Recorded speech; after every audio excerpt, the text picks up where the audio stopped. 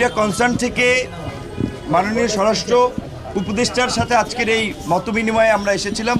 কিন্তু মনে করছি যে আওয়ামী লীগের এটা ঠিক যে অতীত অনেক ভালো ইতিহাস আছে, বাট গত 15 বছরে তার যে ইতিহাস সেটা পৃথিবীর সবচেয়ে জঘন্যতম ইতিহাস, এবং সর্বশেষ যে শাসক জনগণের উপরে গণহত্যা চালিয়ে বিদেশি আর্মি ইন্টারভেনশন করে ক্ষমতায় থাকতে চায় তার মতো দেশদ্রোহী প্রধানমন্ত্রী এবং সেই ফ্যাসিস্ট রাজনৈতিক দল বাংলাদেশে কোনোভাবেই রাজনীতি করতে পারে না।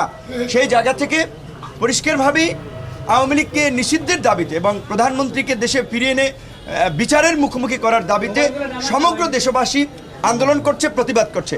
কাজেই সেই সময় যদি সরকারের পক্ষ থেকে, যেই সরকার জনগণের ম্যান্ডেট নিয়ে, জনগণের সমর্থন নিয়ে আমরা যাদেরকে ক্ষমতায় বসিয়েছি, তারা যদি জনমতের বিপরীত কথা বলেন তাহলে একটা প্রতিক্রিয়া তৈরি হয়। আসসালামু আলাইকুম প্রিয় দর্শক, আশা করছি সকলেই ভালো আছেন। প্রিয় দর্শক, কিছুদিন আগে উপদেষ্টা স্বরাষ্ট্রমন্ত্রী একটি বক্তব্য দিয়েছিলেন নতুন নির্বাচনে আওয়ামী লীগকে অংশগ্রহণ করার জন্য। এই বিষয়টা নিয়ে অনেক তোলপাড় হয়েছে, রাজপথে অনেক মিছিল আন্দোলন হয়েছে, শিক্ষার্থীর জনগণ আন্দোলন করেছে এই বিষয়টা নিয়ে। যে জায়গায় এত মানুষকে হত্যা, গুম, হামলা অনেক কিছু হয়ে গেছে, আর সেই জায়গায় এই স্বৈরাচারী সরকারকে কেনই বা নির্বাচনে অংশগ্রহণ করবে, যা বলছেন ভিপি নূর। প্রিয় দর্শক, ভিপি নূর আজকে সাক্ষাৎ করেছেন স্বরাষ্ট্র উপদেষ্টার সাথে, তার সাথে কথা বলেছেন, সেখানে অনেক কথা উঠেছে। বর্তমানে যে নির্বাচন হবে সামনে, এই নির্বাচনে আওয়ামী লীগকে নিষিদ্ধ করার ঘোষণা দিয়েছেন ভিপি নূর, স্বরাষ্ট্রমন্ত্রীর সাথে এমনটি বার্তা দিয়েছেন। দর্শক, 15 বছর ধরে মানুষের ওপরে যে হয়রানি, মামলা, খুন, গুম অনেক অত্যাচার করেছে, আর এই স্বাধীন দেশে, এই গণতান্ত্রিক দেশে যে কাজকর্ম করেছে আওয়ামী লীগ সরকার, সেটাকে কোনো রকমই মেনে নিতে পারছে না বিপক্ষ দলগুলো। তাই তিনি প্রতিক্রিয়া জানিয়েছেন, স্বরাষ্ট্র উপদেষ্টার সাথে কথা বলেছেন যে এবারে নির্বাচনে আওয়ামী লীগ কোনো অংশগ্রহণ করতে পারবে না। যতগুলো আওয়ামী লীগ নেতাকর্মী রয়েছেন, সরকার থেকে শুরু করে এমপি, মন্ত্রী, সবারই বিচার করতে হবে আইনের আওতায় নিয়ে। অনেকের নামে পর্যন্ত মামলা হয়েছে, 101 জনের নামে মামলা দায়ের করেছে। যারা খুন হয়েছে, হত্যা হয়েছে, গুম হয়েছে, তাদের অভিভাবক এবং আত্মীয় স্বজন সব মিলে 100 জনের নামে মামলা দায়ের করেছে আদালতে। প্রিয় দর্শক, এগুলার বিচার খুব দ্রুত করা হবে, আর যারা দেশ থেকে পালিয়েছে তাদেরও বিচার করা হবে।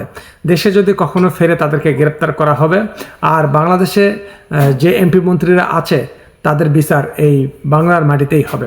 দর্শক, ভিপি নূর আরও বলেছেন যে এই সামনে যে নির্বাচন হবে, সেখানে যে দলগুলো আছে সব দলে অংশগ্রহণ করতে পারে, আর শুধু আওয়ামী লীগকে নিষিদ্ধ করার জন্য স্বরাষ্ট্রমন্ত্রীর সাথে কথা বলেছেন।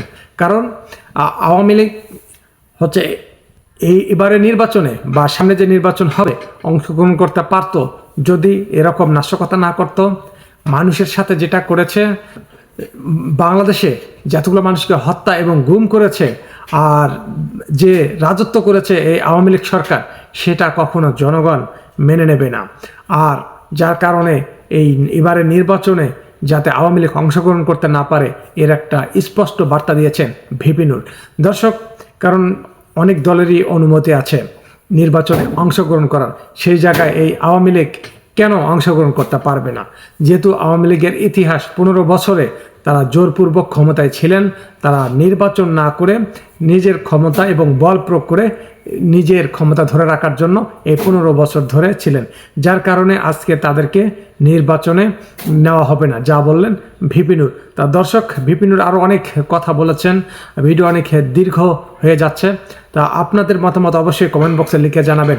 আপনারা নতুন সরকার চাচ্ছেন, না যে দলগুলো আছে সেই দলগুলোর মধ্যেই নির্বাচন হবে, না নতুন কোনো রাজনৈতিক দল একটা গঠন করলে ভালো হবে?